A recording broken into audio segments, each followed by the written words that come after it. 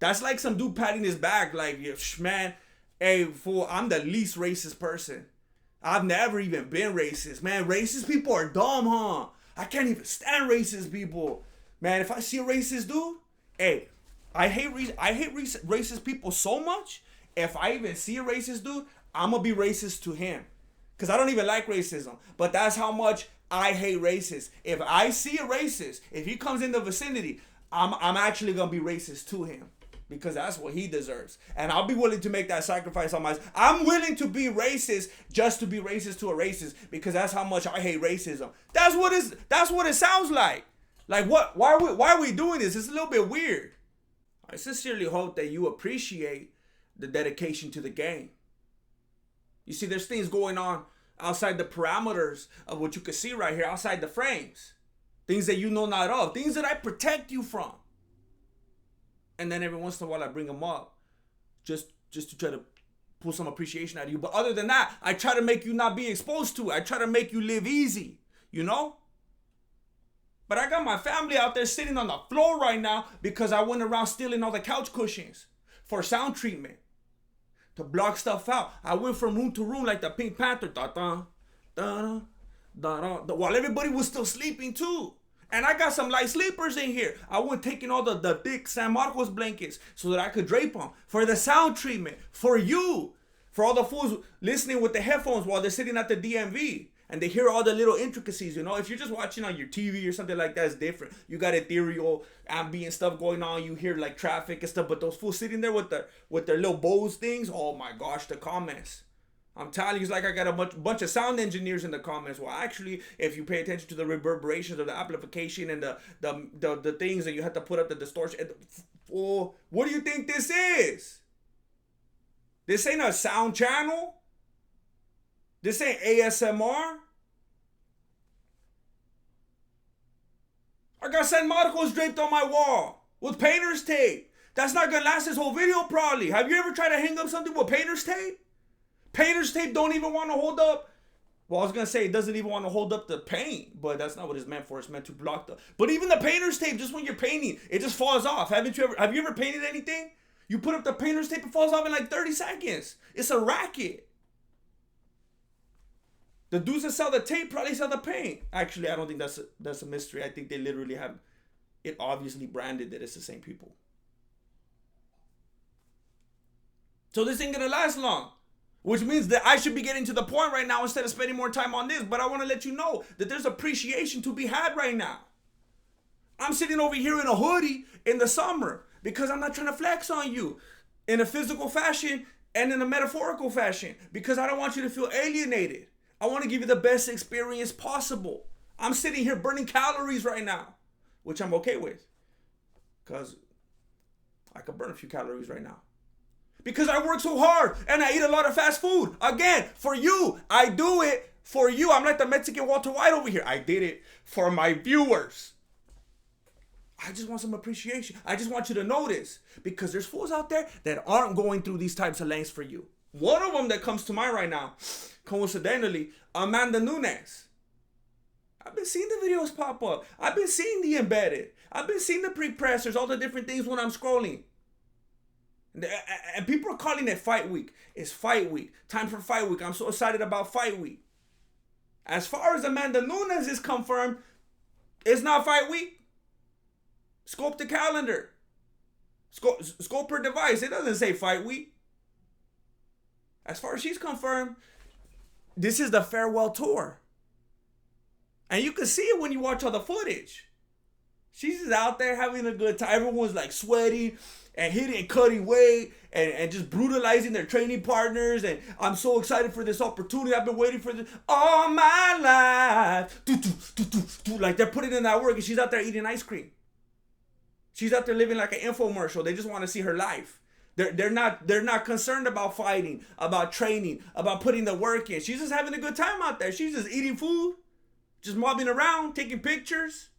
That's all she's interested in. She's done. I mean, it's clear when you watch the footage, but it's also very much there mentally. I don't know if all of you are paying attention. I gotta pay a little bit more attention because I make videos. I'm sitting here trying to give you information. I'm sitting here imparting wisdom. So I got to have some. So I got to do my due diligence. I got to do some research. So apparently, and some of you might have heard this already. Some of you that have a little bit too much free time on your hands. Amanda Nunes. Well, let me backtrack a little bit. You've heard that Amanda Nunes wanted to retire, which is very interesting. It was like that Ronda Rousey effect. You're a monster. You're dominating. You're a machine. You're invincible. No one's ever gonna beat you. You're a legend. You're a Hall of Famer. And then you lose. I'm gonna retire. I'm done. I'm out. Huh? That's all that was hidden behind that thin skin right there. That's what was really down there on the inside. When you peel back all those layers, that's what I'm gonna find. Monster, domination. Oh, she's crazy. She's scary. She could beat Mike Tyson. She's the best ever. She loses. I'm retiring. I'm done. She's over there cutting off the gloves before they even mentioned the thing. She was like in a panic. It was like when Khabib was going to retire. She's just trying to get where's the scissors? Where's the scissors? Cut them off. She wanted to retire right then and there on the spot. And then she said the only reason she didn't retire is because she didn't want Peña to have the bout. She's like, that's the only reason. I can't ride off with her having the bout. I can't do it. Now, I don't know what the animosity particularly was between these two, but Amanda Nunes actually said this. She says, if it was someone else, then I'll retire. I'll be done. I'll be all good. It's a wrap. I don't need this. But she said, I can't leave if Peña is a champion. She's done. She literally said, if it's someone else, I'm good. I'll let them be champ. I'll ride off into the sunset. I don't even care. As long as it's someone else, I'm okay with it, but not Peña. So she said she had to come back. She forced herself to come back just to get it from Peña. Which, look, let me remind you. I knew that Peña was going to win that first fight. I predicted it. I know a lot of people got short-term memory. Y'all must have forgot. Got a bunch of Finding Nemos in this community. Cejudo and Pereira. Those are the last two videos of mine anyone remember. They don't remember nothing else. They don't remember all the other things I predicted the last several years that gave me the reputation that I have. Everyone forgot about that. The recency bias and whatnot. Everybody forgot all the things that I've been saying for the longest. And one of them was Peña was going to win. Everyone thought I was crazy. Just like I said, Grasso was going to win. People look at these people like Valentina, like Nunes, like they can't be beaten. They can't be beaten. And then I was like, nah, Grasso's going to win. Nah, Peña's going to win. And I was right. But in the fashion in which she won, that Richard Simmons sweating to the oldies fashion, just moving forward, the way that Peña won, and how she got her down. Like, Peña was teeing off on her, but that should have never happened. Peña, the way that Peña fights is like one of those Chuck E. Cheese things. Like, she's like on some kind of a track, and she could only move like this. That's the way that Peña fights. And I was happy for her. I was happy. And I made videos, and I was celebrating it. But that's how she fights. And I knew that she was... I think I was rooting for her, but it wasn't a surprise what happened in the second fight, and I thought it was probably going to happen in the third fight. But then when they mentioned Aldana, I was like, oh, this is Nate Diaz all over again. This is Nate Diaz swooping in and fighting Conor McGregor all over again. As soon as I heard Aldana, I was like, Aldana's going to win. And that was before I even read that article about what Nunes said, that if someone else comes into the scene, instead of Peña, she's basically going to put her over. She's basically going to give her the 1, 2, 3. She's gonna hand off the torch. That was before I even knew that. I heard Aldana, I was like, that's it. That's a wrap. There's something about that scenario. And then Aldana's coming in there with nothing to lose. It's not like she's coming in there, some hot prospect, and she's undefeated, and she wants to keep her... Nah. She's lost... no, I think she's lost 6 fights. She don't care. She don't care. She's a bruiser. She's hard. She's not worried about that. She just wants to go in there and fight. She wants to go in there and win. As soon as I heard that, I knew it's a wrap. And then I heard Nunes saying, yeah, I'm okay with anyone else being the champion except Peña. So go ahead and take my title. Mentally, it's over. Farewell tour 2023. And, I mean, it's not that simple. Nunes doesn't want it. If it's someone else, it's all right, take the title. Aldana's a monster. She knows how to fight in a parallel fashion. She doesn't go back and forth like Peña like this. She knows how to move. She's got good head movement. She knows how to counter well. She fights so good. She fights so good on the feet. Her striking so good that Holly Holm had to keep taking her down. She made Holly Holm become a wrestler. Holly Holm took her down 5 times. She took her down 1 time each round. This boxing champion and all this. She made Holly Holm a wrestler. She had to keep resorting to taking her down and hugging her in control time. And she could grapple. Holly Holm didn't really do anything with those positions. It was all control time. She knows how to grapple. When Yana Konichiwa or whatever took her down, she went straight into the arm bars and this and that and chaining it all together. It was nonstop. When it was Macy Chasson or whatever, she did the same thing. Macy turned into a wrestler too. She makes everybody turn into a wrestler. And she knows what to do down there. And then she's training with Grosso. People have been talking about the 3 African kings for the longest. Now it's going to be the 3 Mexican or the Mexican royal family. It's going to be Brandon Moreno, Alexa Grosso, and Irene Aldana. That's the Mexican royal family. All the Nigerian kings are gone. There's no more African. There's no more African kings. You got a New Zealand king. If Duplessis comes up, we'll have an African king again. But as for right now, it's going to be the Mexican royal family. You got to respect the attributes of Aldana. It's not just the perspective. It's not just the mentality. She's a fighter. She's a dog. She's rough. You underestimate her on the feet, she's going to get you on the ground. You don't want to be on the ground with her because she knows how to mix it all up. You go back on the feet. Look at how Peña teed off on Nunes. It was ridiculous. And Peña is not known as being a boxer like that, like Aldana is. She's a straight out boxer. She could get in there with Jake Paul right now. It's very strange because, again, when you think about it, Amanda Nunes has gotten away with what she has for so long because of the reputation, because of the intimidation factor. It's that same thing when it was Ronda Rousey back in the day, when everybody was afraid of her. It's the same thing with Floyd Mayweather. It was the same thing with Mike Tyson. It was the same thing when you're going up against Michael Jordan. There's certain people that have that quality, but what I think is very interesting when it comes to the story of Amanda Nunes is she shouldn't even had that big streak. She shouldn't even had that big record that was like, oh my gosh, I don't think she could lose anymore, because she lost that second fight to Valentina. If they would have counted that, if they would have done the right thing, I swear, I feel like they had Saul D'Amato and Derek Cleary both on that panel.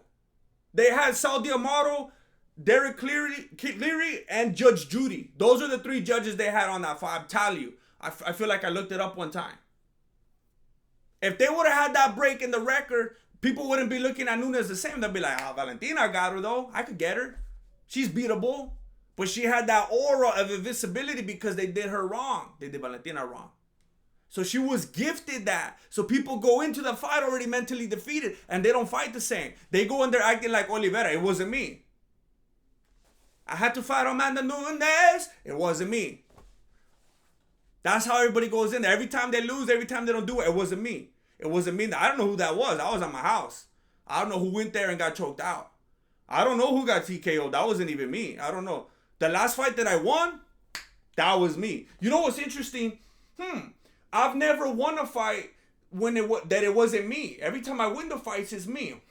But when I lost, yeah, that wasn't me. That wasn't me though. And that's what seems to happen when people face Nunes. They get into that place like, I don't know. Like when you face Mike Tyson, or he says everyone has a plan until you get punched. Like everyone has a plan until you're facing Amanda Nunes, and you're like, I'm not here. And then you don't listen to your coaches. You don't stick to the game plan. You just get intimidated because of who's in front of you. And then you want to trade for trade or whatever you're doing, and the game plan goes out the window and they don't do what they're supposed to do. And everything falls apart because of the intimidation. That's all it is. If you're looking at it like this is just a person and they got the same structure as me, they got arms, they got legs, we all got the same chances. But it's not like that because it's Amanda Nunes. And she beat Valentina twice? Oh snap. No, she didn't. If anything, she beat her once. If anything, I don't even want to talk about the first fight. That's like trying to talk about the first fight with Robert Whittaker and Mero. I know a lot of fools are blinded by the media, but I'm not going to get into that right now. That's a whole other video that I come monetize. That's not important right now.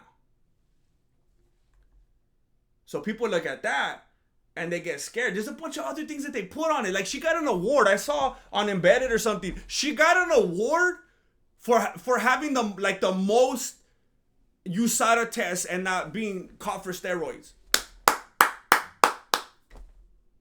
What? I heard them talking about the same thing the other day for Oliveira. How proud are you? How proud are you, Oliveira, that you've taken 50 tests now and you don't do steroids? It's like they're trying too hard or something. Like, why are they giving awards for that? Why are they talking about it? Why are they talking about it right now? That's like some dude patting his back like, man, hey, fool, I'm the least racist person. I've never even been racist. Man, racist people are dumb, huh? I can't even stand racist people. Man, if I see a racist dude, hey, I hate racist people so much. If I even see a racist dude, I'm going to be racist to him. Because I don't even like racism. But that's how much I hate racists. If I see a racist, if he comes in the vicinity, I'm actually going to be racist to him. Because that's what he deserves. And I'll be willing to make that sacrifice on myself. I'm willing to be racist just to be racist to a racist. Because that's how much I hate racism. That's what it sounds like. Like what? Why are we doing this? It's a little bit weird. Congratulations on never doing steroids. You don't do steroids ever, huh? You're super clean. You're the cleanest. Here's an award. That's sketchy.